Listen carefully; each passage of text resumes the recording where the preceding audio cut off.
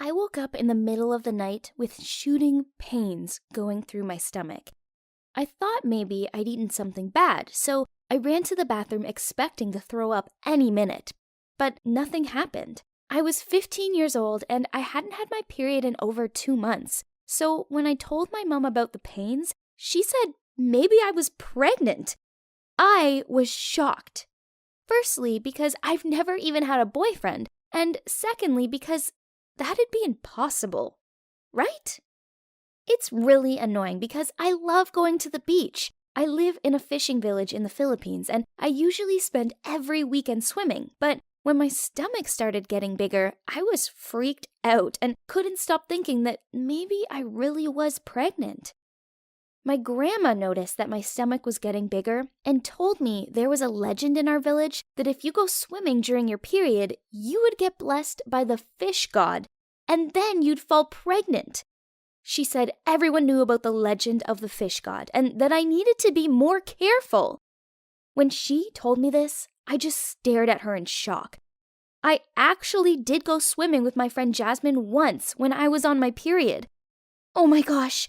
And I remember having a weird stomachache right afterwards. No way!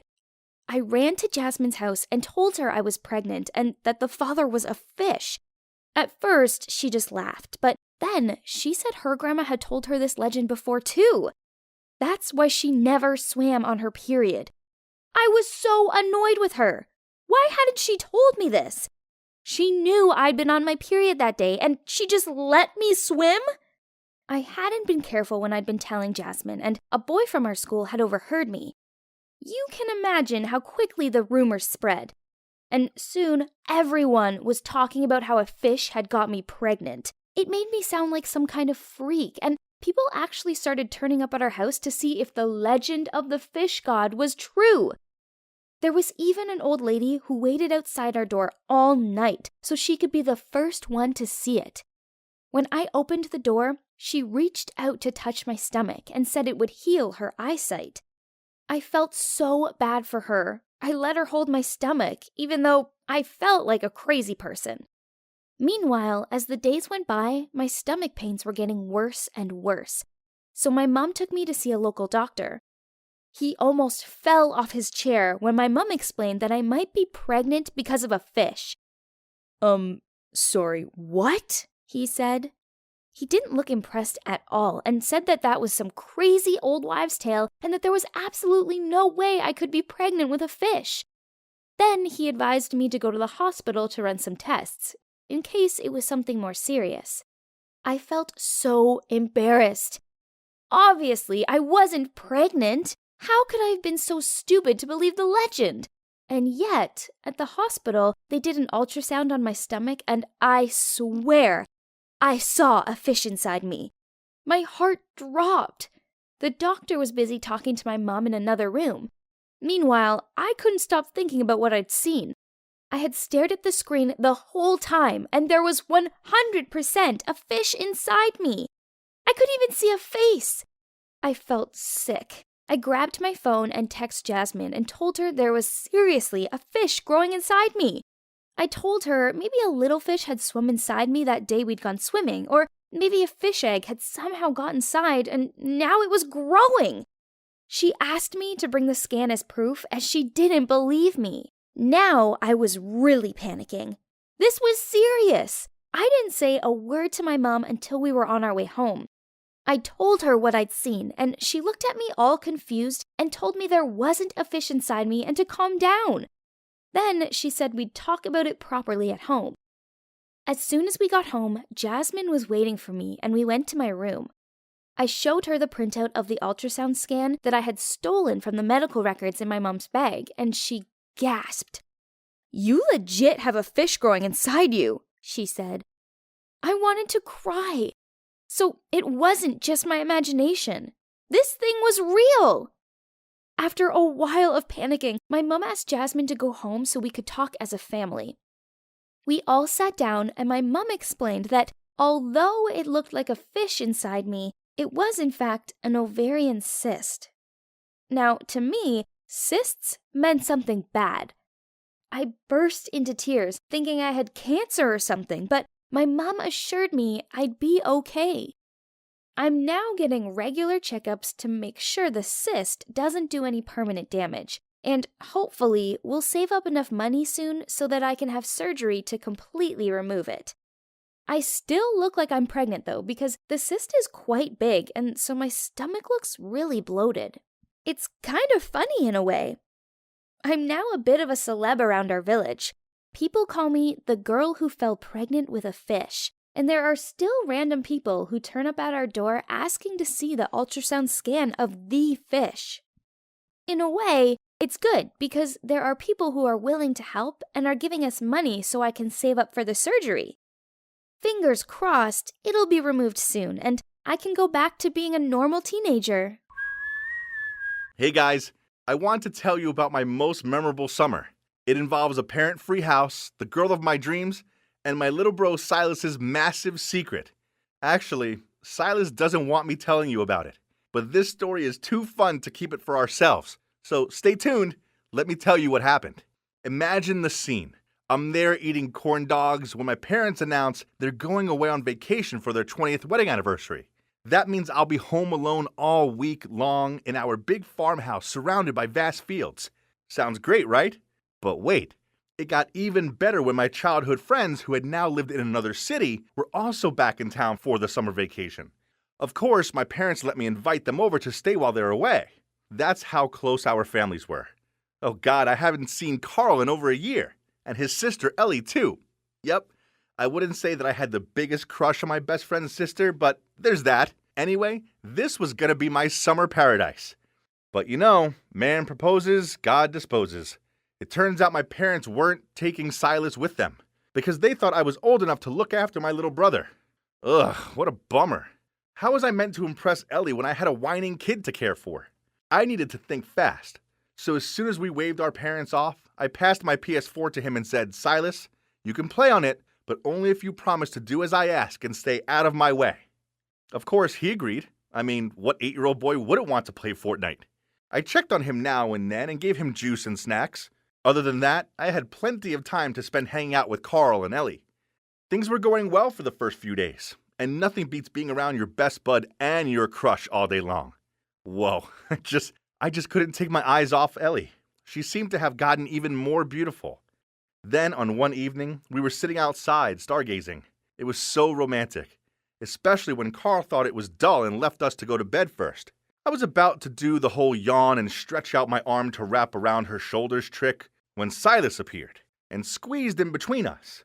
I glared at him and through gritted teeth asked him what he wanted. He just shrugged and said, Edward, I'm bored of that game now. I want ice cream.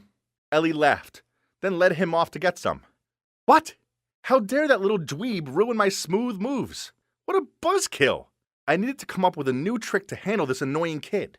So, the next morning, I told Silas that if he wanted to download a new game of his choice, he needed to go into the field and find a corn cob with exactly 200 seeds on it. He looked like he was going to cry, but he went off to the field. Oh, how smart I am, sending my little brother on a wild goose chase. I expected him to give up after a few hours, but nope. He was out there searching for it all day. He even managed to drag Carl along to help him. In the end, he still had to leave empty-handed. Anyway, I have to thank my stupid brother for helping me to have such a good afternoon with Ellie. That night, we all sat together in the living room and told creepy ghost stories. I hoped Ellie would freak out so much she nestled into my lap for protection. So I told him about the empty house up the road, which was also our family's property. My grandparents used to live there, but now it had been abandoned for over 40 years. There were plenty of rumors about it being haunted. One farmer said he saw a ghostly woman by the window, but she vanished into thin air. And someone else said they saw a spooky figure float out of the house and chase after them. Ellie chuckled, then said, Ooh, spooky. We should go and check it out. What? This wasn't what I had in mind. In fact, she didn't seem afraid at all. I didn't want to go in there. It was old and creepy, and just thinking about it freaked me out. Luckily for me, Silas strongly discouraged us by saying that he had heard someone crying in that house, and our parents didn't allow us to go there. And then, from nowhere, I felt the chilly wind blow over me with a whistle, which made my hair stand on end. And boom! The lights went out, leaving the whole room in darkness. Everyone was confused. What on earth was going on? I didn't want to die now. Not when I haven't even told my crush my feelings yet. I was lost in terrifying thoughts when the lights came back on, and everyone else immediately bursted out laughing. OMG, I found myself sitting on Ellie's lap with my head between my hands. It turns out that my evil little brother was the one who turned the lights off as a prank. How humiliating. Oh well, at least Ellie changed her mind about wanting to check the house out. But then, over the next few days, weird things started happening. I went to grab a snack for my secret loot under my bed, but what's this? All of the Snickers bars had gone. It couldn't have been Silas, as he hated Snickers bars, right? Then we were watching a movie. Ellie started shivering, so being the awesome guy I am, I went to get a blanket for her, but huh? All of the blankets had gone? When I went back and told Carl and Ellie about it, Ellie said that was odd, as the other day she couldn't find her pajamas, and Carl's pack of Gatorade had vanished too. So, is there a real ghost in my house? As for my bro, he was acting like he was haunted. He barely talked anymore, and for 3 days in a row, at 6 p.m. on the dot, he disappeared out of the house for hours. This was so strange. I mean, that's the time slot for his favorite show, and he seriously wouldn't miss Adventure Time without a good reason. For me, it's great that Silas isn't at home, but since I'm the older brother, I still have to keep an eye on him, as Mom and Dad wouldn't have been best impressed if I'd lost him or something. That night, he mysteriously disappeared again. I was quite curious, so I went to look for Silas but couldn't find him anywhere. Panicked, I raced around the garden calling out his name. Finally, I felt a hand pounding on my shoulder. My heart was in my mouth. I turned around to see Silas standing there sweating. I shouted at him, "You can't just run off without saying a word. Where have you been?" But Silas calmly replied, "So what? It's my business, not yours." Then he ran straight inside. He gotta be kidding me. Okay, then if secrecy was the game he wanted to play, then I wouldn't mind being the detective either. I had to figure this out. So I gathered Ellie and Carl and came up with a genius plan. The next day at lunch, as planned, Silas entered the kitchen and everything was set. I placed an eye-catching candy-filled jar on the table, and as expected, Silas immediately picked up a handful and put them right in his mouth. Oh, just look at his happy face. He had no idea what I had in store for him. Right after that, we entered the room. Not wanting to get caught eating food on the sly, Silas quickly hid under the table. And of course, we pretended not to know he was there. Then I held up that candy jar and said, "Guys, guess what? I've ordered these pills online. It's the legendary invisible candy that makes it impossible for people to see me." Carl acted surprised. "Unbelievable! How did you get this? I heard it's such a hit that it was sold out everywhere." Then Ellie asked me how long we could disappear if we ate these candies. I replied, "I think if we just eat 4 to 5 candies, we can disappear for 45 minutes. We continued our skit, then I said I had to leave the candy jar here. So tomorrow we can try it and go out pranking everyone with our new superpower. I winked and everyone nodded. Now, where did Silas go again? I asked, and everyone shook their heads. Then I picked up an apple and purposely dropped it on the floor, then immediately peered underneath the table to look for it while pretending not to see Silas down there. He looked absolutely amazed, trying not to make any sound. Now Silas thought he was truly invisible. He crawled out, then did all sorts of funny things in front of us, from dancing, shaking his butt, and cartwheeling across the room. It was so hard to keep a straight face and ignore his existence. Then, at 6 p.m., Silas left the house with a backpack on. But because he thought he was invisible, he ran straight past us without hesitation, and didn't forget to stick his tongue out at me before leaving. This idiot. We followed him, and guess what? He went to the abandoned house. We hid behind a tree to watch, and suddenly the door creaked open. I was a little creeped out, so I clung to Ellie's arm. Someone ran over to him. A little girl. Oh no, was it a ghost? Ellie said, "OMG, she's in my clothes!" I looked closer and realized she wasn't a ghost, but in fact, was a real-life girl. So Silas hid that little girl in our abandoned house, and that's why he kept telling us over and over again not to come here. Since Silas thought that he was invisible, he kept running around her saying, "You can't see me, right?" He looked so funny as the little girl was too bewildered to understand anything. And right then we barged in shouting, "Gotcha!" Well, well, well. Look who's the big guy hiding his girlfriend here. I pulled out Silas's backpack, which was filled with Snickers bars and other missing items. Silas was shocked and sputtered, It's not what you think. The little girl burst into tears and said, "I'm Sally. I got lost, so Silas helped me." Silas said that he had met Sally one day on the cornfield. She was alone and hungry, so he brought her here and took care of her. He didn't dare tell us because he was afraid that we would make fun of him. Oh, I didn't think that my usual foolish brother was able to do such a good thing. So I hugged them and said, "I don't blame anyone, Silas. You did a very good job, and Sally, you will be safe here. Take her to our house and I will call someone for help." Fortunately, the police said that they were also looking for a missing child, and the next day, Sally was reunited with her parents. It turned out she was at a crowded train station when she ended up lost. Confused, she followed a man with the same shirt as her father, and that's how she ended up lost in our fields. Yeah, my brother is a bit annoying at times, but he's a good kid with a kind heart. Since then, we've grown closer, and I used my savings to reward my brother with a console of his very own. As for me and Ellie, well, let's just say our relationship is still in the friend zone for now. But Carl might have noticed something, and he didn't seem to oppose it.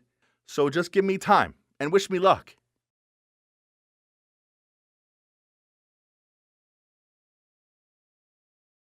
Oh, my sweet little Jake. I'm glad you're back. I missed you so much. These were the first few words I heard from my mom after a seriously long sleep. But why couldn't I move my body? Oh my God, was I paralyzed? A doctor appeared and told me everything. Oh, Jesus. I'd been in a coma for 5 months. Yeah, you heard me right.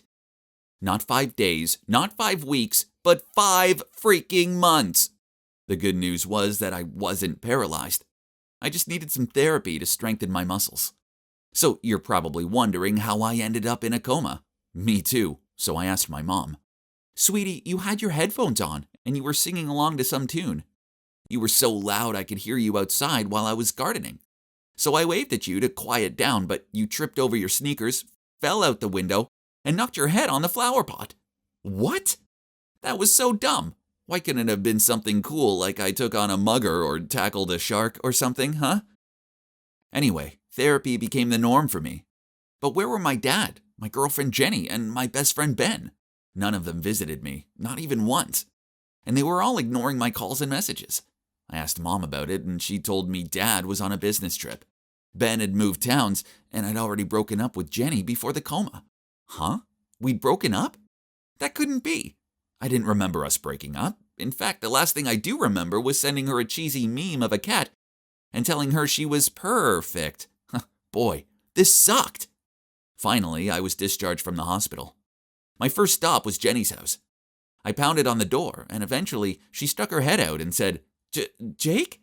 You're awake?" "Yeah, exactly, I'm awake." I asked her why'd we'd split up, and she shook her head and told me we hadn't. The only reason she hadn't answered my calls was that she thought it was a joke. Then she told me to go home, as she was busy at the moment, and then she closed the door on me. Weird. But at least we hadn't broken up. Maybe she was nervous. Oh, and she wanted to do her hair and makeup to look pretty in my eyes. Well, that must be it. It made total sense now. Girls are weird sometimes. So I had school tomorrow, but I knew I needed to catch up on the happenings of the world first. So I went online and did some research. What? Pass me the tissues as I was about to cry. My favorite TV show, Supernatural, was over. For real this time. Oh my God. After 15 years, how could they? Oh wow, there was more. Trump wasn't the president anymore. And what's with all this dancing on TikTok? It all gave me a headache, so I went to bed. The next morning at school, I walked into class, and everyone rushed over to me and hugged me and high-fived me. Well, except for Ben. Geez, talk about a lousy friend. But hang on, wasn't he meant to move towns? So having my charm, good looks, sporting talents, and the hottest girlfriend in the school made me a super popular guy. No wonder everyone seemed so delighted to see me. It was good to be back. But then my teacher arrived, glared at me, and told me I was in the wrong class. I'd been pushed back to junior year because I'd missed too much school. What? I couldn't graduate with my classmates? Bummer. I sat down with these juniors and oh God. It looked like Dwayne "The Rock" Johnson was sitting in a kindergarten class. They all looked like little kids in comparison to me. I've never been so relieved for lunch break in all my life. I hurried to the canteen and saw Jenny, so I hugged her from behind. Huh? Why did she have a balloon under her shirt? I stared at her belly in shock. Yep, my girl was pregnant. She burst into tears and started apologizing. The room started to spin, and before I knew it, I'd fainted. I woke up in the hospital. Again. I was seriously getting sick of this place. The doctor said I should take it easy and avoid stress at any cost. Oh well, I just found out my girlfriend was pregnant after I woke up from a freaking coma. Tell me, how am I supposed to not be stressed now? After that, Mom took me home. Dad was there. It was so good to see him. I hugged him, but he gave me this awkward look and told me he was only there to pick up some things. Huh?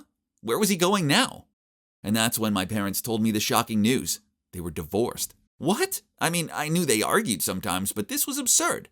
Something must have happened while I was in a coma. And what's with my dad's attitude? He barely looked at me. This was weird. It felt like I'd woken up from my coma in a parallel universe or something. Little did I know that it was about to get a lot crazier. The next day at school, I saw Ben's car pull up in front of the entrance. Then he opened the passenger door and helped Jenny get out. Oh, hell no! Now everything was clear. I ran toward them and did a Mortal Kombat punch right in Ben's nose. Damn, it felt good. But it did land us both in detention. I had to sit in a room with that jerk for an entire hour. I couldn't hold it in anymore and needed to confront him. He just shrugged and replied, "We thought you were never going to wake up again. Jenny was devastated, so I took care of her for you." Was he serious? He took care of her by getting her pregnant? Great job, buddy. There was no way I was ever talking to him again, and I was kicking him out of the basketball team. Oh yeah, I forgot to mention that I'm the captain. The next day I strolled into practice and shouted, "Yo, your captain's back, and he will lead this team to victory." I expected cheers, but nope, they all stayed quiet and stared down at their feet. Then the coach came over and told me I was off the team for a whole 6 months, doctor's orders. And guess who the new captain was? Yeah. No other than my amigo, Ben. Let me get this straight. I was in a coma, so my best pal Ben over here stole not only my girl, but also my position as captain? Wow. Someone put me back in my coma, please, thanks, because this life sucks. No wonder my mom told me he'd moved away. I wish he had. I was so mad and I needed to talk to somebody, so I went to my dad's house. I was about to knock on the door when I heard voices between my dad and a woman coming from inside the house. I sneaked over to the window and started to film them on my phone. But wait a minute, this wasn't some random chick. It was Jenny. "We can't hide this from Jake forever." "Nonsense, he'll never find out unless you tell him, so keep up the act. Here's the money for this month, now go." Oh my God, I couldn't believe it. Okay, let me put all the pieces together. My dad had an affair with Jenny and the baby was his. So my mom found out and divorced him. Then she lied to protect me. But Dad didn't want the baby, so Jenny tricked Ben into believing it was his. Now everything makes sense. Luckily, I had the footage of his traitorous antics. So it was time to threaten him with it. After all, being a local politician, the last thing he would want was for this to get out. I set up a fake email and attached the video with the message, "I know your dirty secret and I'm going to make you pay." He immediately replied that he would pay me $10,000 for the footage. I told him to meet me in the park at midnight to discuss it. I also sent the video to Jenny and told her that unless she wanted this to go viral, she had to go to the park. I got there early and spent a couple hours hiding in a bush while I waited for them. They looked surprised when they saw each other, but nothing prepared them for me hobbling out of the bush. Ouch, leg cramp, and saying, "Well, what do we have here? My dearest father and my loving girlfriend having a baby together." I took my phone out and continued. "How could you do this to me and Mom? I thought it's only right the world get to see this and learn what you're really like." My dad begged me to stop, but I was so mad. So mad that I was about to upload it from my phone when Jenny suddenly shouted, "Will you just tell him the truth already?" Oh God, there was more? My dad sighed and began to tell me everything. Brace yourselves, it's more dramatic than a soap opera. My parents didn't divorce because of Jenny. They had issues for a while but only stayed together for me. So without me around, they split for good. But Dad wasn't having an affair. The baby wasn't his, and it wasn't Ben's either. Nope, it was mine. But Dad knew his son becoming a dad at such a young age would look bad for his career. So he was paying Jenny to fool Ben into thinking it was his baby. Oh my God, these people were mad. This was too much to deal with, so I ran out of there. I locked myself away in my room and tried to figure it all out. The coma had been bad. But the worst part of it all was that the people I cared about most in the world betrayed and lied to me. The next day, Jenny came to my house and asked if we could get back together. Of course I agreed. Ha! Just kidding. My actual answer was, hell no, not in a million years. I mean, come on, let's do the math, shall we? First, she left me for money, and second, she had an affair with my best friend. We were over for good, but I will continue to support her and always be there for our kid. Ben tried talking to me a few times, but I don't want to hear anything he has to say. There's no way I'm ever being friends with that lying jerk ever again. I'm still annoyed that Mom lied to me, but I guess I don't blame her. She did it with the best intentions. And she just wanted to protect me. Besides, when the going got tough, she was the only one who stayed by my side. As for Dad, it's going to take a long time for me to fully forgive him, but I'm trying. I mean, he did some pretty awful things, but at the end of the day, he's still my dad. So that's pretty much it. Crazy, right? A coma took everything from me, but also revealed the true faces of the people around me. Now I've decided to follow 2 rules in my life. 1, be extra careful of who I put my trust in. And 2, never sing near an open window ever again.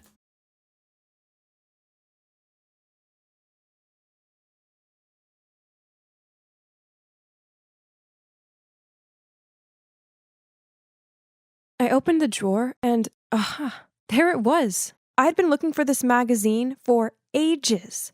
But as I closed the drawer, I noticed something else. A photo hiding under the magazine. There was a woman and 2 kids in the photo. A boy and a girl. I was so confused. Who were they? I turned it over and there was a message on the back that said, "This is my new number.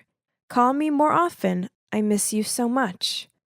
Suddenly my mom came in and I was about to ask her about the photo, but she got mad and started screaming at me to get out of the room. "Never, ever come into our room again. Do you hear me, Aaron? We have private stuff in here. You know the rules." I was just looking for the magazine, I said, and quickly tucked the photo inside before running out of her room. Actually, I knew I wasn't meant to go in my parents' room, but I was doing a school essay on sustainability, and I'd seen an article in my mom's magazine about it a few days back. So I'd searched the whole house to try and find it. Eventually, I knew the only place it could be was their room, so I snuck in. Usually their door was locked, so I was in luck. Ever since I was a kid, I had been forbidden to go in there, but I had no idea why.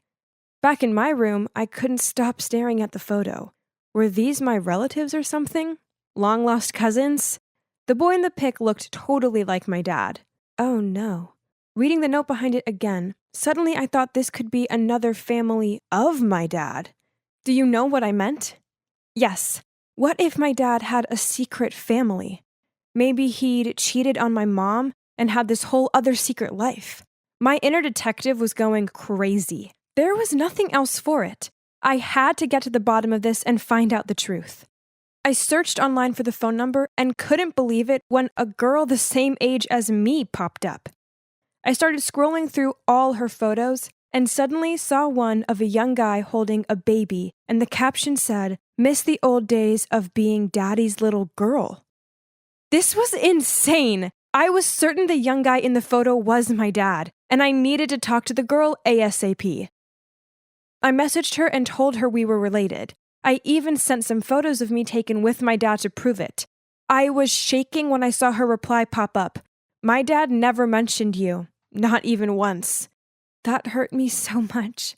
I couldn't believe this girl was actually my dad's daughter too.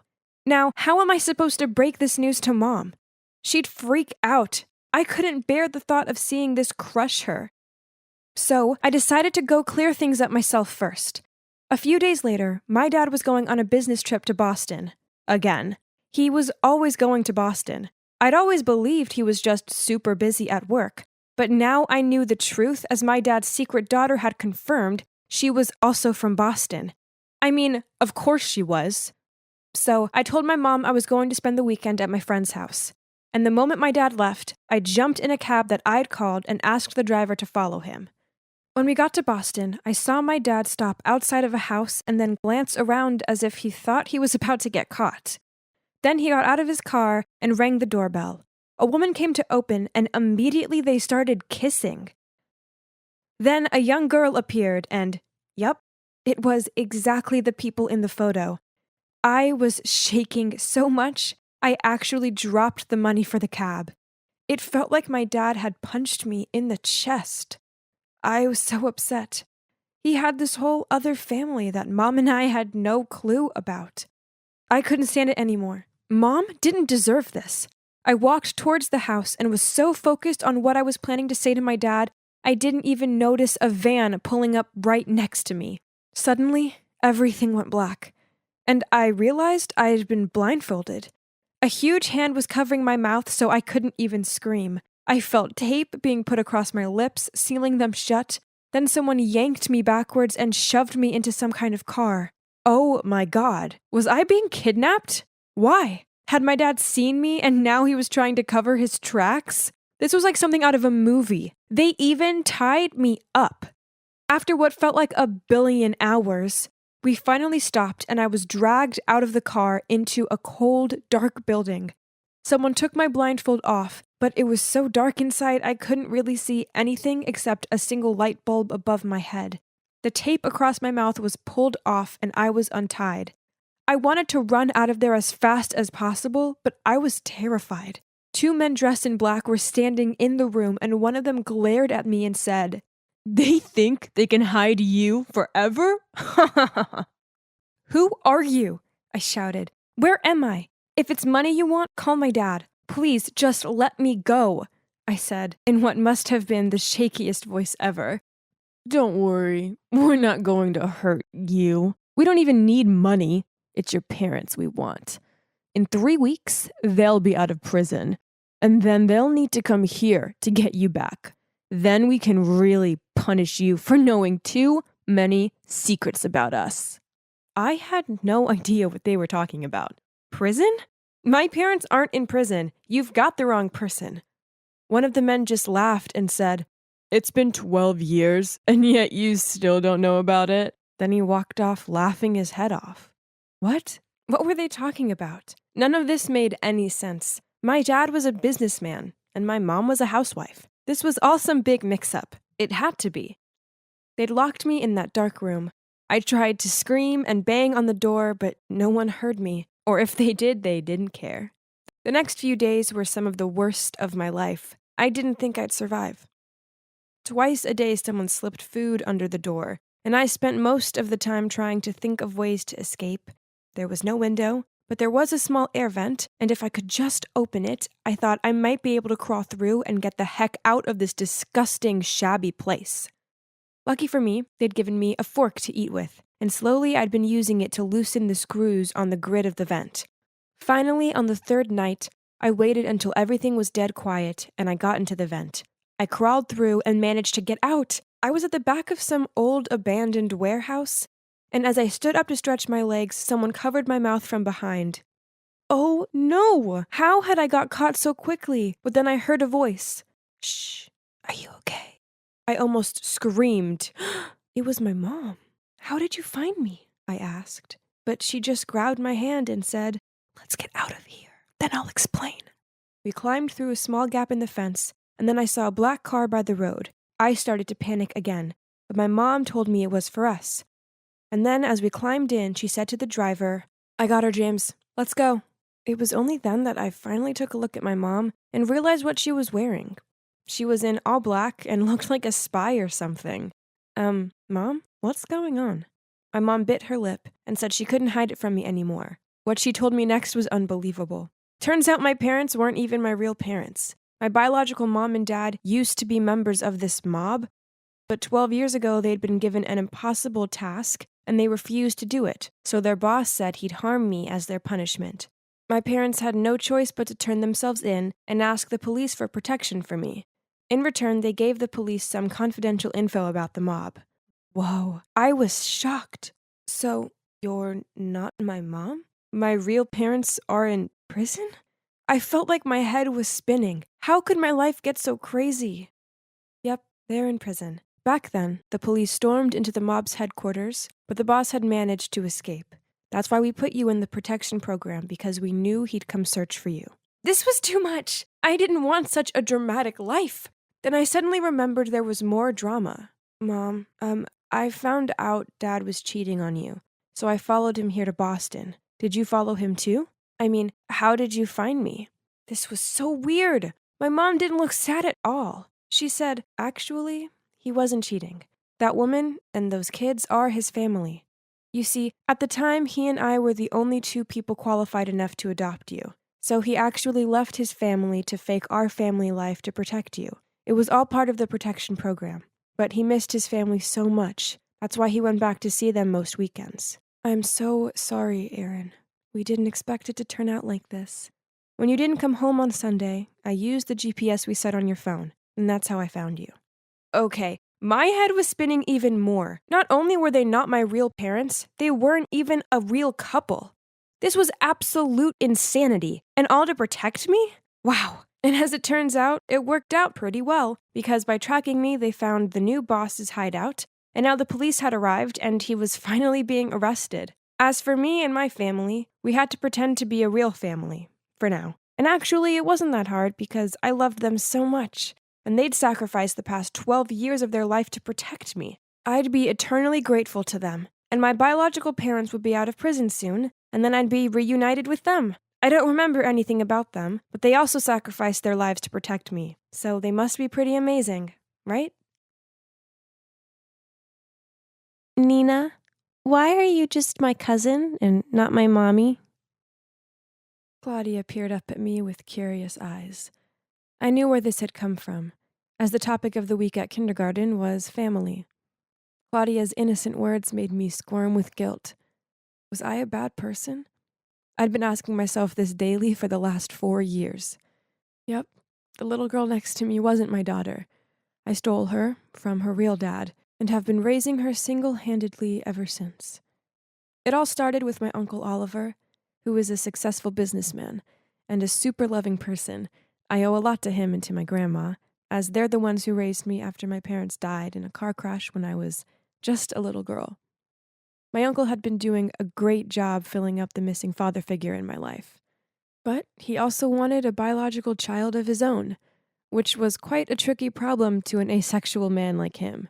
One evening, I just got in from hanging out with my friends when I saw him sitting at the kitchen table. His head in his hands, I asked, "Uncle, what's up?" He looked at me with swollen red eyes, sighed, then said, "Nina, it's silly, really. It's just my birthday is next month, and I don't have the one thing I want the most in the world." I pulled him into a hug and comforted him. I knew he's still longing for a kid, and I wanted to help him. So, together, we looked into the surrogacy process. My uncle was so excited, and he did all the paperwork to buy a donor egg. Now, all he needed was a surrogate mother. So he went through his local surrogacy agency, and they presented him with 5 potential surrogate profiles. I swear he must have reread each of them about 100 times. But he eventually chose one, a woman called Kathy. On paper, Kathy sounded perfect. She was a 31-year-old who already had a healthy little boy called Robbie. A contract was drawn up. All Kathy's medical care would be paid for, and she'd also receive a pretty large sum of money. Then, when the baby was 1 week old, my uncle would raise them alone. This all sounds perfect, huh? Well, it soon took a turn for the worst. Once Kathy fell pregnant, Uncle Oliver wanted to be around her more so he could bond with the baby. One time I walked into the lounge to classical music playing, and my uncle pressing his head to Kathy's belly to see if the baby could hear the music. Soon coming home to find Kathy there became the norm for me. At first I didn't mind, as she was always really sweet to me, and we even had small talks from time to time. But then, one morning when I was heading downstairs to go to work, I spotted her standing in the yard helping my grandma water the flowers. I was about to walk over to greet them, then I heard her say, "Oliver is such a lovely man, but he's so busy. I worry he'll find it all a bit too much juggling a newborn and work." Then Grandma said, "Don't worry, sweetie, as he'll have Nina and me around to help." But Nina is so young, and she has her own life to lead. She's always out at a party or with some boy, and you can't be expected to take care for a baby, not at your age. I just don't want a stranger caring for my baby. Not when I could help out. What? Her sweet as sugar behavior was all an act, wasn't it? How dare she try and manipulate my lovely grandma? A few days later, I went down to dinner to see Kathy sitting there. She smiled at me and asked me about my day. I wasn't buying her overly nice act, but I went along with it anyway. At one point, she suddenly took her phone out, then her smile turned into a frown. Oh, no. Robbie has a fever. I better go to him. She immediately pulled back her chair and stood up. You know how it is. Only a mother's love can make a little one feel better. Then she left. Kathy's poisonous words had definitely got to Grandma, as she showed concern for Robbie and let out a gentle smile as her eyes followed Kathy's steps. And that was only the beginning. Kathy's game playing continued as a few days later, she showed up on our doorstep in tears. Then she came out with some story about how the venue for Robbie's birthday party had canceled and they refused to refund her. Like clockwork, my uncle told her she could have the party at ours and that he'd cover the costs. On the day of the party, I saw Kathy pass my uncle all of the receipts for the bouncy castle, magician, catering, etc.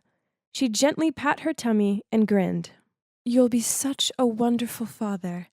You know, we could always have another one after this. For free, of course. Then, later on, I saw her whispering something to Robbie. Then the next minute, he ran over to my uncle. He hugged his legs and said, Thank you for the party, Daddy. Then Kathy hurried over to him, ruffled his hair, and said, Oh, honey, he's not your daddy. But it'd be nice, wouldn't it, to all live here together with the baby? Enough was enough. So that night, I confronted my uncle and grandma about it. I don't have a good feeling about Kathy. I think she's trying to break the contract. My uncle sighed, then said, I know. Then grandma added, Kathy's right, though. Oliver can't do this alone. You're too young and I'm too old. So it makes sense for Kathy to stick around and help. Still better than having some random stranger around, right? I can help out, I raised my voice. Rather me than her. I don't trust her. Grandma shook her head. But she's the mother.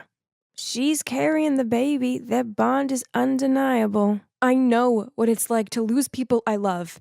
Kathy will break this baby's heart. I'm sure of it. She's only out for herself. My face turned red as I raised my voice.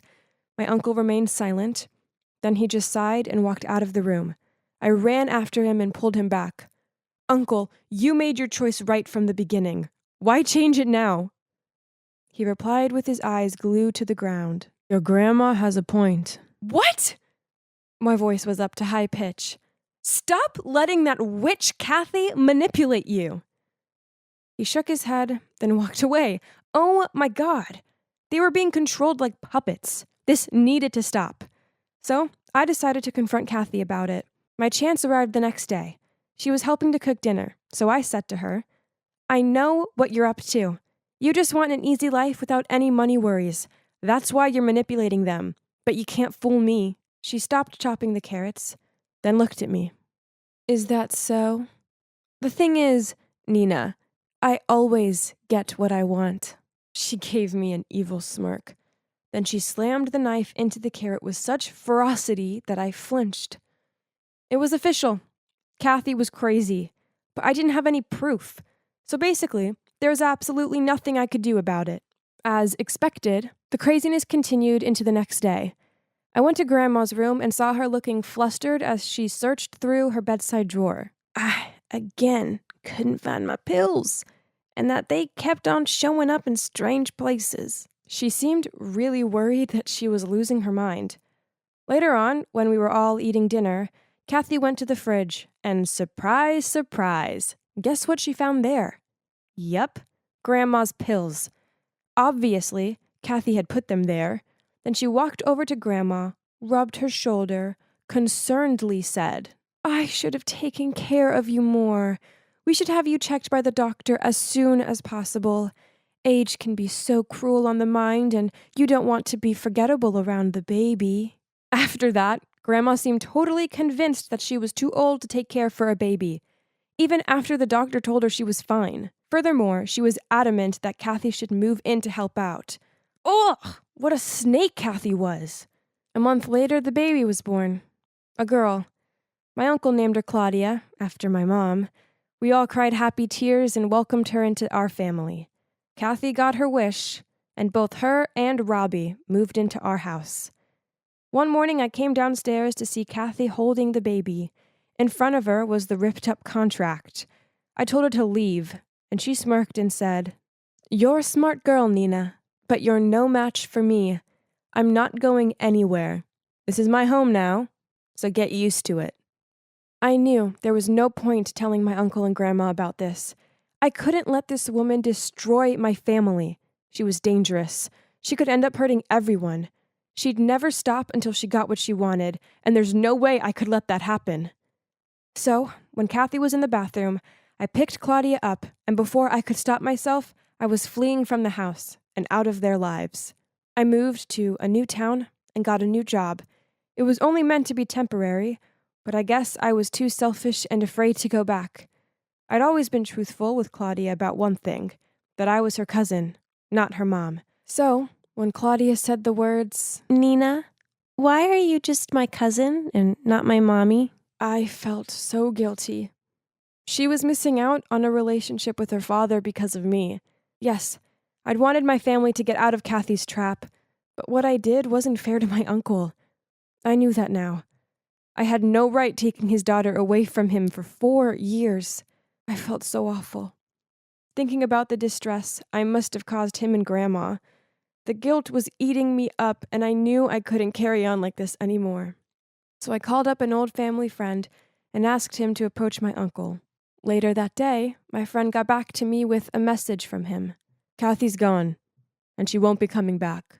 You were right about her. Of course. She was only after my money. After you left, she didn't seem to care about Claudia at all, and she threatened to go to the cops and report you unless I paid her off. Please, just come back to me and Grandma. We sure aren't happy with what you did, but we know you had good intentions. We love you, and we just want our girls back home." Tears streamed down my face. They'd found it in their hearts to forgive me. Running away had never been the answer, even if I'd done it with good intentions. It was time to stop running. It was time to go home. So I peered down at the little girl who reminded me so much of my uncle. "Claudia?" I took her hand. "Are you ready to go home to Daddy?"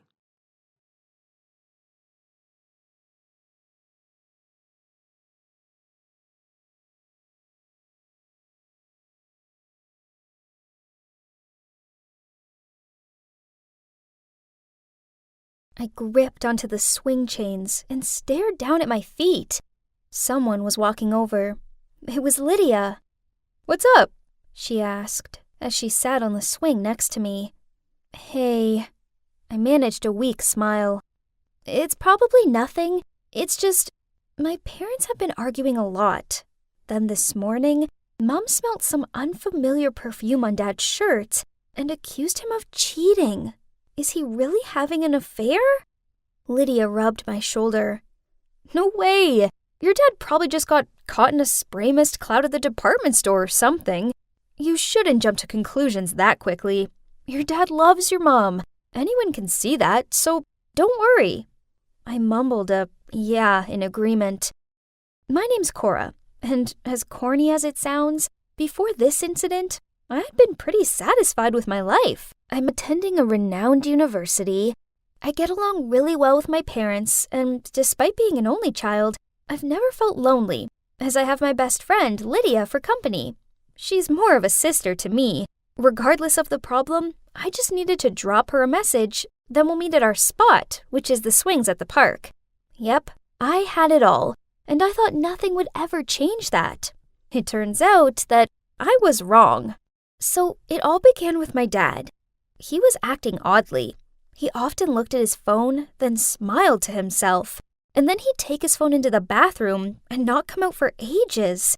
This didn't go unnoticed by Mom, but when she asked him about it, he just shrugged and said that he had some problems with his digestion. Then, while Mom was doing the laundry, she smelt an unfamiliar perfume on his shirt. She marched over to him, threw the shirt at his head, and demanded that he explain himself. Dad denied it and said it was probably just his work colleague's perfume and that she was overreacting. That's why I arranged to meet Lydia at our spot. And as usual, she was so sweet and supportive. Lydia was right. Maybe I had thought too much. I came home and caught Mom crying in the kitchen. She looked at me with puffy eyes and said, "Something isn't right. I just know it. He doesn't look at me like he used to." I sat down, hugged her, and said, "Mom, let's stop overthinking. I trust Dad. He'll never betray us." I stayed to comfort her for a while, then eventually she calmed down. The next evening, Dad came home with a big bouquet of blue roses, Mom's favorites. Then he cooked dinner for us both as an apology for making us sad. Mom looked touched, and she also apologized for misunderstanding him. I told myself that things would be okay now, right? For the next few weeks, Mom and Dad seemed to be fine. But then, on my mom's birthday, we invited Lydia and her mom Josie over for dinner. My mom was busy in the kitchen, so I took the birthday gift off of Josie for her. That's when I smelt it. Her perfume. It was the same scent that had been on Dad's shirt. I was sure of it. Over dinner, I noticed that Josie kept on looking over at my dad and laughed at all of his dumb jokes. Oh God, was my dad having an affair with my best friend's mom? I felt like I'd explode, but I couldn't say anything to Lydia, as I didn't want to upset her. So I'd do my best to avoid my best friend until I figured things out. This worked for a few days, but then one day after a class, she rushed over to me and said, "Cora, why are you avoiding me?" I pretended not to hear her and kept on walking, but she grabbed my arm and continued. "Did I do anything wrong? Will you please just tell me?" I spilled out, "I'm pretty sure that my dad's having an affair with your mom." At first, she looked shocked, but then she hugged me and kept on apologizing. It was all too much for me, and I burst into tears in her arms. She told me that she'd talk to her mom and find out what was going on. The next day, I met Lydia at our spot. She looked super awkward, then said, "It's true. My mom had a month-long affair with your dad, but she promised that it's over." My world came crashing down around me. I just couldn't believe it. Lydia hugged me and told me it'd be okay. I was so lucky to have such an awesome friend like her. We both decided it'd be best not to tell my mom. The affair was over, so why break my mom's heart now? I tried carrying on like normal, and for the next few weeks, it really felt like everything was okay. Dad was really sweet with Mom, and he even surprised her with a posh dinner out. But then, one afternoon, I saw Dad pacing the garden. He was on the phone with someone, and I heard him say, "Okay, I'm coming now." Then he got into his car and drove off. I decided to follow him, and it soon became clear where he was going. He pulled up in front of Josie's house and then walked straight inside without knocking. My heart sank. So he was still seeing her.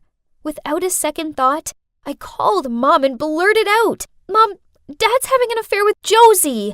I'm there now. Come and join me and we'll confront them together." 5 minutes later, my mom showed up. She looked both sad and furious. We went straight to the front door and banged on it, and I yelled out, "Open up! We both know about your dirty relationship!" But suddenly, someone spoke behind us. "Hey, Laura. Cora, is everything okay?" We turned around and saw Josie standing there with a grocery bag in her hand. I was about to tell Josie to stay away from my dad when Lydia opened the door and gave us confused looks. "What are you doing here?" "Oh, do you want your dad? He's fixing the dishwasher." Then Josie said, "Lydia, I told you to call a plumber out to fix it." "The plumber said he was fully booked today, so I think that I could ask Mr. Roberts for help," she replied. Oh no! So it turns out I'd misunderstood what was happening and messed everything up. Suddenly, my dad appeared in the doorway and said to us, "What's all this banging and shouting about?" "Right, we're all going home now to talk." As soon as we got home, Dad waved his arms about in anger, then yelled at Mom, "You're crazy, jealous, and unreasonable, and I can't be around you anymore." I felt so bad. This was my fault. not Mom's. So I tried explaining this to Dad, but he just told me it wasn't my business and continued to shout at Mom. At first, Mom just sat there silently, but then she quietly said, "Is it any wonder I act how I do? I mean, you have been having an affair with my friend." "Right. If you keep on being this ridiculous, then let's divorce." Then he stormed off. It was horrible. Now Mom was inconsolable, and I felt awful for telling her. That night, I messaged Lydia to meet up, but she called me instead. She told me that she'd called my dad to ask him for the plumber's phone number, but he said that he'd come and fix it. She also said that Josie and him really were over. Then she hung up. This was kinda odd, but I suppose Lydia was finding it tricky being stuck in the middle of things with her mom and me. I guess I just needed to give her some space until things cooled down. After that, Mom and Dad barely said a word to each other. Talk about tense. Then, one day, Mom decided to move to my grandparents for a few weeks, as she needed time to think everything through. I didn't blame her, but I didn't want to stay home alone with Dad, so I went and stayed with a college friend. One night, I came home to pick up some clean clothes when I saw it for myself. My dad was kissing her on the couch. I couldn't believe my eyes. He was such a liar. So I coughed to clear my voice, then said, "Oh, so it's over, is it?" They both looked up at me, and that's when my eyes met with hers. Only it wasn't Josie. Nope, it was Lydia. She stammered out, "Cora, why are you here?" What? Lydia? So my dad had been having an affair with Lydia? How could the girl who was always there for me through high school breakups, bad grade mishaps, and growing pains do this to me? Then Dad put his arm around her and told me everything, that he had never had any affair with Josie. It was Lydia all along, and that they were in love and wanted to get married. It was all too much for me, so I rushed out of there. Lydia ran after me and called out my name. Then when she caught up with me, she grabbed my arm. "Cora, wait, I want to explain. Your dad and I interrupted her. "Why lie? Why say it was your mom?" "I'm sorry. I just wasn't ready for everyone to find out then. So I sprayed my perfume on my mom and made up the story that she'd admitted to having an affair with him. As for the dishwasher thing, well, I set that up, as I knew you'd follow your dad and call your mom. I feel bad, but your mom needs to know. He doesn't love her. He loves me." I jerked my hand away and shouted, "You're such a liar! You don't deserve to be my friend, and you can't have him! He's with my mom!" Suddenly, she changed her attitude, smirked at me and said, "Cora, let's accept the truth. Your dad is bored of your mom. Actually, I'll be your stepmother soon, my little daughter." Then she left. I had jello legs, and I was so overwhelmed that it made me feel dizzy, so I sat on the curb and tried to calm myself down. Then I called Mom and told her everything. She cried a lot, but she thanked me for telling her the truth. After that, Mom came home and told Dad she wanted a divorce. Then she demanded that he move out. This was 6 months ago, and it's been hard, but Mom and I are getting there. I haven't spoke to Dad or Lydia since, although I've heard that they're living together. I know I can't avoid them forever, but I just don't know if I'll ever be able to forgive them. For now, I'm staying strong for Mom and helping her through this. Then maybe one day in the future, if they contact me, I'll be ready to meet them, and maybe, eventually, find it in myself to let them back into my life.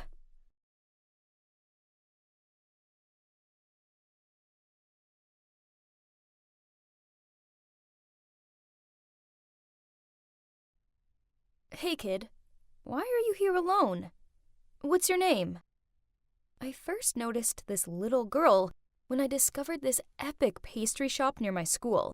She'd always be sitting in the alleyway nearby, wearing the same clothes over and over again, clutching a teddy bear in her arms. She looked up at me with her big, innocent eyes and answered timidly, I'm Alex." Then she started crying quietly and said, My mom and dad are always working, so I wait for them here. Sometimes they're gone for days. Oh, this poor little girl. She must have been starving, as she kept eyeing my bag of croissants. I gave her one, and she said chocolate croissants were her favorite. Wow, just like me. No wonder I'd felt drawn to this little girl. She ate it so fast, and I told her I'd go buy her another one, and I'd be right back. I couldn't bear to see her so hungry. How could her parents just leave her like that? I ran as fast as I could, but when I got back to the alleyway, she was gone. How weird. I couldn't see her anywhere. I walked home, and that night, I couldn't stop thinking about her. Had her parents come to pick her up?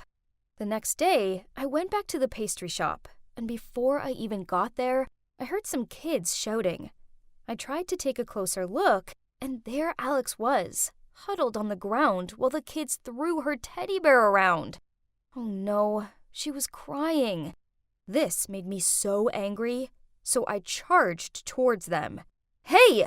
Leave her alone right now, or you'll have me to deal with. The bullies immediately ran off. I rushed over and put my arm around Alex. She wiped tears from her eyes and said, "Thank you. Other than my teddy, you're the only one who wants to be my friend." I swear the lump in my throat couldn't get any bigger. Then I asked her what happened. She told me how she skipped school because she was bullied for wearing old, smelly clothes. Even the teachers were mean to her, she said. Oh gosh, my heart. I couldn't bear this, so I held out my hand. Alex, I can't leave you out here like this. I've always wanted a little sister. So what do you say? I promise I'll protect you. Alex squeezed my hand, which I took as a yes, and then we got up and she asked if she could show me something. It was a playground that she used to go to, and as soon as I saw it, I felt something well up inside me. It looked so familiar. We played on the jungle gym and the swings, and they even had a big slide that was so fun to play on. We played for hours, and it felt like I'd gone back in time to my childhood. Well, if only I could actually remember my childhood. As far as I know, when I was just 8 years old, I had a big accident. It gave me a major head injury and wiped my memory completely. Ever since then, I've been going to therapy and taking medication. But it's so weird not being able to remember anything from before. I try to focus on the present, though, and I know I'm lucky to even be alive. However, sometimes the migraines from the accident get really bad, and that's exactly what happened when we were on the swings. One minute, I was looking at the clouds and laughing. The next, I felt myself slipping off the swing and landing on the ground. The last thing I saw was Alex running towards me. When I opened my eyes, I was in a hospital bed, and my parents were there holding my hands. Recently, my migraines had been getting more frequent, and it really worried my mom and dad. My first thought was, where's Alex? I asked my parents if they'd seen an 8-year-old girl, but they looked confused. I realized she'd probably been scared and run off. She was constantly on my mind, though, so as soon as I got out of the hospital a few days later, I went to find her again. She was nowhere to be seen, but there was a fire in my heart that kept urging me to find her, so I couldn't give up. I had to find her. I ran to the playground and was relieved to see her on the swings. She looked so sad, so I asked her what was up, and she burst into tears and she said, "My family. They lost everything.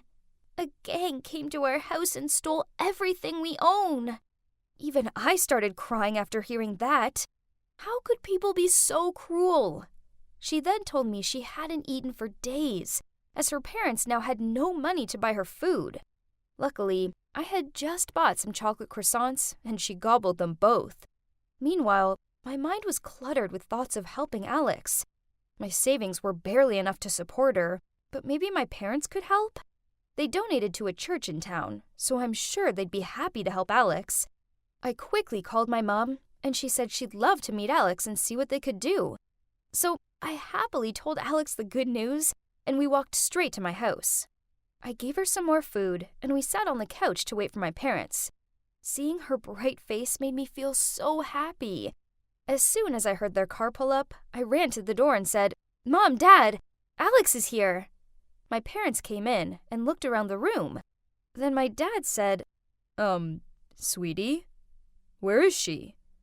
I pointed to the sofa and said, "She was just there." Then I called her name, but she didn't reply. I didn't get it. Where was she?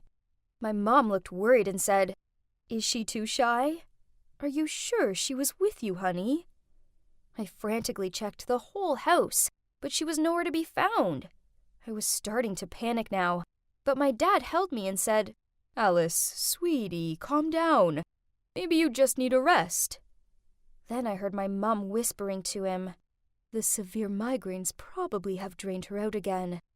Get her upstairs. I'll call the doctor to ask about hallucinations." "I'm not hallucinating! She's real! Why don't you believe me?" I screamed out while trying to break away from my dad's arms. I was feeling dizzy by this point. My head was pounding, and the next moment, everything went dark again. I ended up in hospital again, for the second time that week. Wow, that was a new record. I was lying there pretending to still be unconscious to eavesdrop on my parents chatting to the doctor. "Alice has been acting a little strange. She keeps mentioning a homeless girl, and it sounds quite similar to her childhood. Today, she even said she brought her home to meet us. But we can't find her anywhere, and I don't think she even exists," my mom said. The doctor then said, "It's possible that this little girl is actually Alice's lost memories. Sometimes after therapy and medication, old memories can start resurfacing.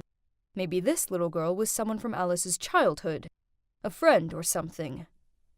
What? This was crazy. Was Alex from my childhood? I didn't understand. I sat bolt upright and stuttered, Are you hiding something from me?" I could tell right away they were, because my parents looked panicked, and my mom said, "Listen, sweetie, it's been a long day for you. Now isn't the right time for this story. But I'll tell you tomorrow, okay?"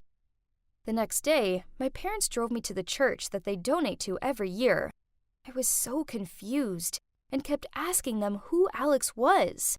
Eventually, a nun appeared, and we all sat down in a little room on the 3rd floor. Then the secrets came pouring out. My parents weren't my real parents. After I had the accident, my parents adopted me from the church. They'd picked me up at the hospital right after I recovered and didn't tell me what happened because they didn't want to make my life any harder.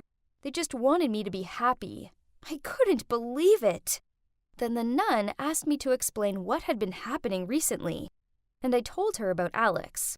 As soon as I said her name, the nun looked shocked and quickly pulled out a photo album. She showed me a photo of 2 twin girls and said, "This is you, Alice, holding the teddy bear. And next to you is your twin sister. Her name is Alex." Suddenly, the room was spinning. This was all too much. I had a twin sister? Before I even had time to ask anything, the nun took my hand and led me over to a big window near the stairs. Through her words, all the past memories came rushing back to me. My biological parents had brought me and Alex to the church because they couldn't afford to raise us. No families wanted to adopt both of us, so the nun told us we would be separated. This was the most painful news we'd ever heard. So that night, we decided to escape together. I gave Alex my teddy bear to hold so that I could climb out the window first. But unfortunately, I slipped and fell from such a height that I'm lucky I even survived. That's what wiped all my memories. I stared at the window as the nun told me all of this. This was insane! How many secrets had been hidden from me all this time? So, where is Alex now? I asked, tears rolling down my cheeks. Turns out, Alex had been adopted by another family, but the nuns had lost contact with her because the family had moved overseas. I felt like I couldn't breathe. I had to see my sister. But how could I find her without any information? I started to search social media like crazy, but nothing came up. I wouldn't give up hope, though. I updated my journey finding Alex every day on a personal blog.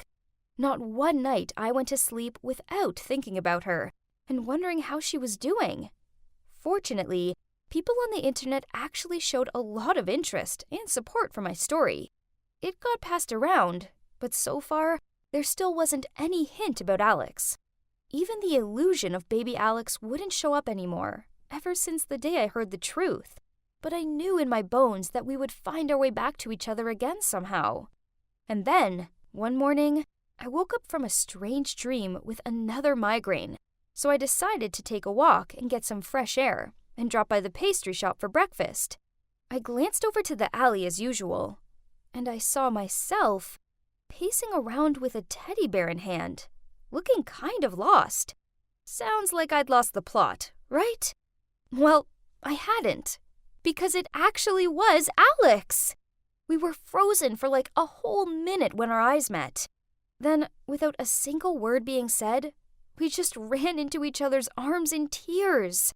So, long story short, Alex had moved to France since 10, and ever since then, she'd also been trying to find me.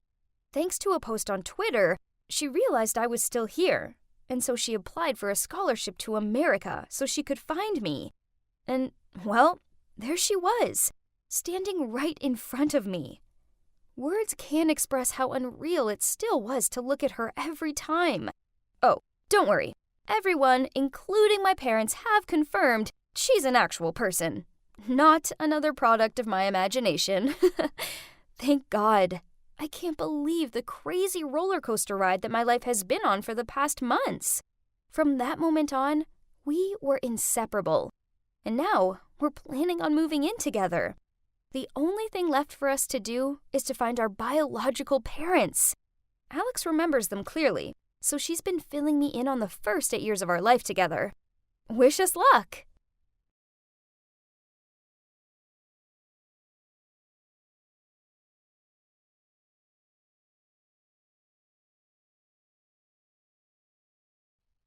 Hey you! Quit standing there and come clean my locker already! You're destined to be a maid, just like your mom! Suddenly, a whole group of kids erupted into laughter, and I just froze. I glanced back, wondering how they knew my secret, but then I realized they were mocking some other girl. Phew, what a relief! This new school seemed intense, and when I walked into the classroom, 3 of my new classmates wouldn't stop staring at me, but I just ignored them. But at lunch, one of them came over to me and said, I guess your family is super rich, right? I didn't know what to say, so I just replied with, no, they're kinda normal. Why?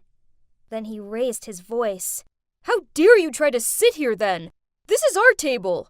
Move! I immediately got up and ran to an empty seat on the corner table. That's when some kid told me that the 3 rich kids were Brent, Sophia, and Jasmine. He told me that the best way to stay out of trouble was to avoid them at all costs, because their parents basically funded the whole school, and so everyone had to respect them. But I couldn't avoid them, because the very next day, Sophia came running up to me and said, "Why do you keep your family a secret? Come on, spill!" I freaked out. Why did she suddenly ask me that? But then Jasmine appeared and said, "Girl, that bag you wore yesterday is totally sold out. How did you get your hands on one?" Oh, right. They were probably talking about my Insta post from yesterday. And so I said, "Oh, my dad bought it for me in Paris." Sophia's eyes went wide and she said, "OMG, your dad is so cool. Why are you wearing it today?"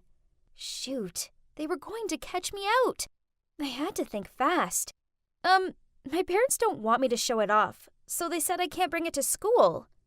Sophia and Jasmine burst out laughing and said my family sounded cool but weird. If only they knew the truth. The bag wasn't even mine. It was just from a modeling job I did to make some extra pocket money. In fact, my parents were super poor. My mom worked as a maid and my dad was a security guard. Obviously, I couldn't afford fancy designer bags, But the rich kids didn't need to know that, right?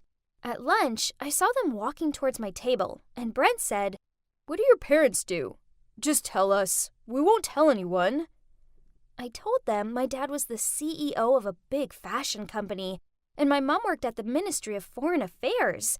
I wasn't proud of my lie, but the alternative was being treated like the girl I saw on my first day at this school, and I didn't want that at all. They all looked amazed, and Jasmine said, "That makes sense why you're so pretty and smart." Then Brent jumped in and said, "But then why are you a scholarship kid, I just smiled and kept quiet. I couldn't think of a good lie and didn't want to take this any further. I thought they would leave me alone after that, but they kept approaching me and even started to ask me to join them at their rich kids' table. I couldn't say no, but when they asked me to hang out on weekends, I made up excuses. Not because I didn't want to join, but because there was no way on earth I could afford it. I didn't even dare to ask my parents, as they were working so hard to save up for my college tuition. I was so afraid of my lies catching up with me, so whenever I modeled for high-end stuff, I'd post a pic to my Insta. One time, I shared a photo of me wearing super expensive heels and captioned it, "Thanks, Dad. Love you." Sometimes, I even took it to the next level and edited travel photos, so it looked like I'd spend the weekend in Paris. And one time, I even photoshopped me driving in a Lamborghini. It was a lot of effort, but it was better than being mocked for being poor, like what happened to me in my last school. I couldn't go through that again. One time, I decided to go shopping with them, and it was crazy to watch them buying everything in sight without even thinking about it. I couldn't even dream of a life like that. But when we got to the bag shop, Jasmine pointed to a fancy-looking bag and said she'd bought it yesterday. Then she asked me, "You probably already have it, right?" I just grinned and said, "Yep, my mom bought it for me last time she was in Milan." But then Jasmine said, "Yay! Okay, cool. So let's both wear them on Monday. Everyone will be jealous." That weekend, I felt sick. I had to buy that bag. I decided to raid my piggy bank, but when I got to the shop, I realized I only had 1/10 of the amount needed. I was so shocked. Who would spend that much on a bag? While I was standing there, a woman came in and bought it without hesitation. Why was it so easy for rich people? I decided to follow her just out of curiosity and saw her going to the restroom. I couldn't believe it. She just left her new bag by the sink and then went into the cubicle. I looked around and saw the coast was clear, so I quickly grabbed the bag and walked out of the restroom. I ignored the guilt about stealing it from her and headed home. All I could think about was what would happen if I walked up to school on Monday without the bag. But as soon as I reached my room, the regret was eating away at me. Would I go to jail if they find out? My parents would kill me. Well, Monday morning rolled around, and I proudly wore my new bag to school. Brent, Jasmine, and Sophia were so surprised and said I had the limited edition version, which was twice the price as the normal one. This made me feel even more guilty, but from the looks I got all day, it was worth it. Everyone saw me as one of the rich kids now.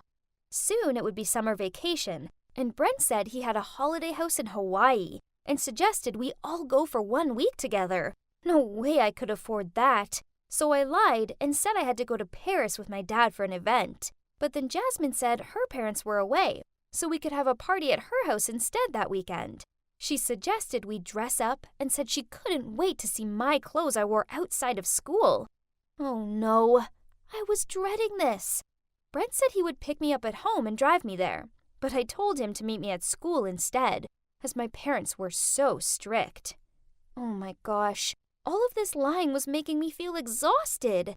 But no way could I let them see my dilapidated old house, especially as I'd lied and told them we lived in a villa with a pool and golf course. My lying was becoming a big problem. I mean, where would I get a dress from? I lay there worrying about it, and suddenly I heard my parents talking in their room. My mom was saying she'd finally saved enough to send me to college and asked my dad if he could deposit it in their bank tomorrow, as she had to work at some party. Then she said she'd been keeping it in her closet for safekeeping. I thought about it for a while. I mean, the money was for me anyways, right? So what harm would it do if I just took it now? The next morning, I snuck into their room and took all of the money and rushed out to the mall to buy a gorgeous purple dress and sparkly shoes. This was absolutely the life that I deserved. After that, I took an Uber to school, where Brent, Jasmine, and Sophia picked me up. I had like a million missed calls from my mom and dad, but I ignored it and turned my phone off. I just wanted to enjoy a full day living like a true rich kid. Brent drove us towards Hampton's Country Club, and I couldn't believe it. Jasmine's family owned this place. Wow! When we arrived, a valet came over, but Brent was so rude to him, he shouted at him and said, "Listen, buddy, this car cost $4 million. If you even leave one tiny mark, you'll be paying for it for the rest of your life." I turned around to see the valet's reaction. Then my jaw almost hit the floor. It was my dad! He saw me and looked surprised, but before he could say anything, we walked off. We hung out in the country club for a bit. Then in the evening, we drove to Jasmine's house. Her place was insane. She had a tennis court, her own cinema, and don't even get me started on how many cars her family owned. We sat down to eat in the dining room, and I kid you not, there were 4 maids waiting to serve us. We each had our own one. I was too busy being shocked to notice my maid walking towards me, but then I heard a familiar voice. "Sweetie, what are you doing here?" "Mom?" I was horrified. The party she'd mentioned yesterday. This was the party. Oh no, this was a disaster. Jasmine looked surprised and said, "Do you know her?" So I said, "Oh, she used to be a maid at our house." My mom looked crushed and said, "A maid? How could you say that?" Then Jasmine got annoyed and said, "Don't you dare speak to my guest like that. Get out of my sight." My mom ran off, almost in tears, and for the next little while, Brent and Sophia treated her terribly too. Brent even asked her to clean his shoes. My mom was being treated like this all because of me. I could see she was really upset, and she accidentally dropped some sauce on Jasmine's dress. And then Jasmine just lost it. She pushed my mom and screamed, "Are you crazy? Do you know how much this dress cost?" Well, that was it. I'd had enough. I ran over and helped her up. "Mom, are you okay?" "Mom?" Jasmine, Brent, and Sophia all shouted. So I said, "Yes, she is my mom. And how dare you treat her like that?" Tears were pouring down my cheeks, and I felt so humiliated. Needless to say, they kicked us out, and Jasmine even threw some $10 bills at us and said, "Take it. Go back to your broken-down house. You're stinking up our air." I couldn't stop crying. It was exactly how they treated that girl on my first day at school. I didn't have much choice but to tell my parents the truth. That I'd lied to everyone, stolen the bag, and even stolen their money just so I could pretend to be rich. I'd never been so ashamed in all my life, especially after everything my parents had done for me. It took some time, but they eventually forgave me, and we moved to a small town out in the countryside so I could start at a new school. I never wanted to see those rich kids again. Now, I'm working hard to finish school and save enough money for college, and I've realized that being rich didn't even make me happy. My family might be poor, but they're the nicest people I've ever met, and you can't buy that in any designer shop.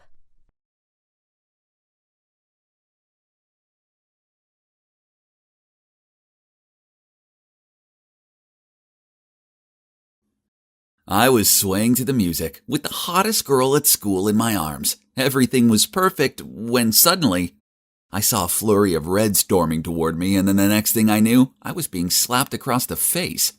Ugh, it was my ex, Rosie. She was looking at me as if she wanted to snap me in half. Okay, so Rosie and me had only broken up yesterday, but that didn't mean she had the right to go full psycho on me. Hey, so I'm Andrew, and I like to think I'm a pretty smart guy. The problem is, I'm a sucker for hot girls. I tend to be blinded by their beauty, the result being I don't always make the best decisions around them. But I had no idea what drama my weakness for a pretty girl was about to get me into. So it all began with the end-of-term college party. Me and my friends went heavy on the drinks. So when my friend Brad bet me a burger that I wouldn't go and ask Lisa to dance, well, I didn't hesitate in approaching her. Geez, she's so hot and way out of my league. So I was expecting her to tell me to go away, but instead she smiled and let me lead her over to the dance floor. While we were dancing, she whispered in my ear that she'd always liked me. Then, yep, you guessed it, Rosie, my crazy ex, stormed over and slapped me. I woke up the next morning with a pounding headache. Ugh. What was all that shouting coming from outside my open window? I wrapped my bed cover around me and shuffled my way over there to take a look. Lisa and Rosie were yelling at each other. He's mine, not yours. Stay away. He wants me, not you. Deal with it. Oh yeah? Well, maybe we should ask Andrew who he prefers. What's the point? As we both know he'll pick me. I was far too hungover for this, so I closed the window and went back to bed. These girls, they wouldn't stop. For the next few days, they bombarded me with messages and waited for me outside my house. Okay, so most guys dream of two hot girls fighting over them, but trust me, watching them pull each other's hair extensions out isn't as glamorous as it sounds. Thankfully, my prayers were answered by none other than Richie, my awesome brother. He showed up with a ticket for a luxury 2-week cruise trip. He'd booked it ages ago, but then a work thing came up, so the ticket was all mine. Hell yeah! I hugged my brother, grabbed the ticket out of his hand, and started packing. The tricky part was sneaking past Rosie and Lisa, who were still lingering about outside. So I borrowed my housemate's hoodie and baseball cap and pretended to be him to get past them. Result, they didn't even double look at me. Goodbye to my Lisa and Rosie nightmare and hello to the vacation of my dreams. Ah, this is the life. Trust my brother to book such a lavish place. My room was huge and it had my very own balcony. There was so much to do here, from the outdoor bar, dozens of restaurants, swimming pool, cinema. I was on my own floating complex. Heaven. The next morning when I woke up in my king-size bed, I took in the sounds of silence. Yup, oh sweet silence, how I've missed you. This was a no-girl arguing zone. I got changed and walked over to the outdoor bar. It definitely wasn't too early for a cocktail. I had a pair of shades on, and that's when I spotted her. Whoa, she was beautiful. I quickly ordered 2 cocktails and began walking toward her. I was about to hand her the drink when I tripped over a sun lounger, and in slow motion I watched the cup fall. I desperately tried to grab it, but nope. Instead, I managed to knock into her back. She let out a yelp and then yelled out, "You pervert, what do you think you're playing at?" I stood there open-mouthed, contemplating if I should dive into the pool to escape this drama or not. Then I looked down at my sunglasses, which in all the action had fallen off. Suddenly, an idea came to me. So I bent down, stretched out my arms, and pretended to fumble around for them. She looked at me for a while, then picked my sunglasses up, placed them in my hand, then said, "Oh, I'm sorry, I didn't realize. Here, let me help you." Then she took my arm and guided me across the pool area. I thanked her. And then, with my trusty shades on, I watched her walk away. So she thought I was blind. Yup, this wasn't my greatest idea, but it got me out of a sticky situation with a hot girl at least. Later that night, I went to the buffet restaurant for dinner. I was stacking my plate when I bumped straight into someone and almost dropped my plate. Ugh, it was that hot girl again. I quickly put my shades on, then deliberately turned the wrong way and loudly said, "Oh, I'm sorry." She put her hand on my shoulder and guided me so I was facing her, then said, "Yeah, it's me, the girl from the pool. And it's okay, I should have been looking where I was going. Do you need any help?" I quickly cut her off. "No thanks, it's okay." Then I lifted my plate up to my nose and sniffed it. These prawns sure smell good. She raised an eyebrow at my food-smelling talent, so I carried on pretending to sniff the food as I put it on my plate. And you know what? She wouldn't quit staring at me. Eventually, she walked off. Phew, what a narrow escape. Afterward, I went to the top deck bar to chill out, with yet another cocktail. Then who should walk over but, yup, you guessed it, the hot girl. I immediately looked away from her, but what's this? She walked over to me and sat down opposite me. "Hey, do you remember me?" she asked. Seeing my chance to flirt with her, I replied, "Oh yes, how could I forget someone as beautiful as you are?" "Huh? How do you know that I'm beautiful?" Damn it, I needed to think before I spoke. "Ah, well, it's your voice. A sweet voice like yours can only belong to a beautiful girl." Crisis averted. As after that we started chatting, and oh boy, she's a sweetheart. Do you know that she's an activist for an organization that works hard to guarantee the rights of baby girls born in Africa? I know, amazing. The evening came to an end and she said, "Oh, my name's Bella, by the way." I replied, "Bella, a name as beautiful as your soul. Mine's Andrew." She gave me a nervous giggle. "Well, Andrew, it's getting late, so I suppose I better get back to my cabin." I didn't want the night to ever end, so I blurted out, "Whoa, Bella, look at the sky. Isn't it so stunning?"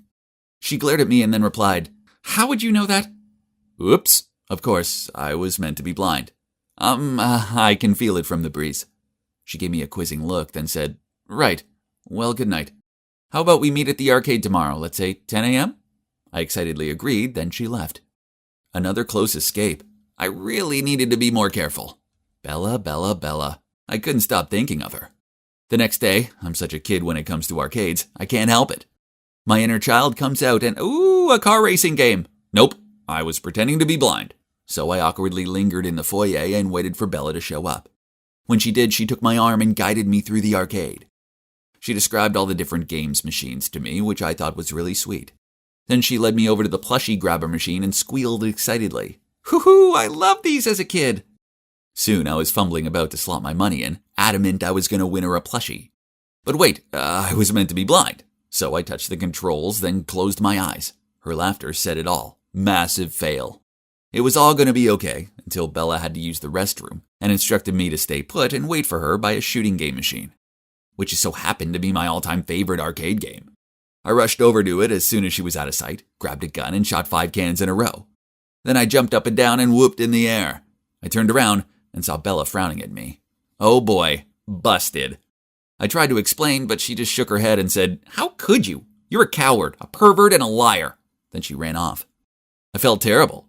I tried searching the ship for her, but I couldn't find her anywhere. Feeling bummed out, I ordered a cocktail, then went for a walk across the deck. Suddenly, I heard shouting coming from below me. Huh? What was that? I peered down and saw a man and a woman trying to drag a little girl into one of the safety rafts. Hang on, they weren't alone. Bella was there too. She was trying to pull the little girl away from them. Without even thinking, I dropped my drink and ran over to them. I charged towards the woman and knocked her so hard she almost fell into the sea. The man reached out to steady her, which gave Bella a chance to pick up the kid. Then she grabbed my arm and pulled me away. After that, the bad guys jumped into the raft and sailed away. We returned the girl to her parents. It turns out Bella was on her way to her cabin when she saw a couple in tears as they couldn't find their daughter. So she went looking for her and walked in on the kidnapping. After that, Bella forgave me. Well, I did save the day and all. And we spent the rest of the trip together. Then on our last day, I got down on one knee and asked her to be my girlfriend. And she said yes. I took her back home with me, and as we walked over to my house, Lisa and Rosie ran towards me and started arguing with each other about who I liked more. Oh shoot, I'd forgotten about them. Reading the situation, Bella approached them. "Thank God you're here. I assume one of you is his girlfriend, right? There was an accident, and Andrew's blind now, and he really needs someone by his side 24/7. Hearing that, I quickly coordinated with her by waving my arms wildly about. "So, which one is your girlfriend, Andy?" It's Lisa," Rosie quickly chimed in. "No, he's all yours. We only hung out once." Ha, what suckers. I watched them run away. Then Bella and I burst out laughing. After that, I held my arm out to her and let her guide me home, for old time's sake. Lying to her about being blind was a jerky thing to do, but I only did it in the first place because being around beautiful girls makes me so nervous I do dumb stuff. It's just lucky that Bella forgave me, because I think this dumbass may have found his dream girl.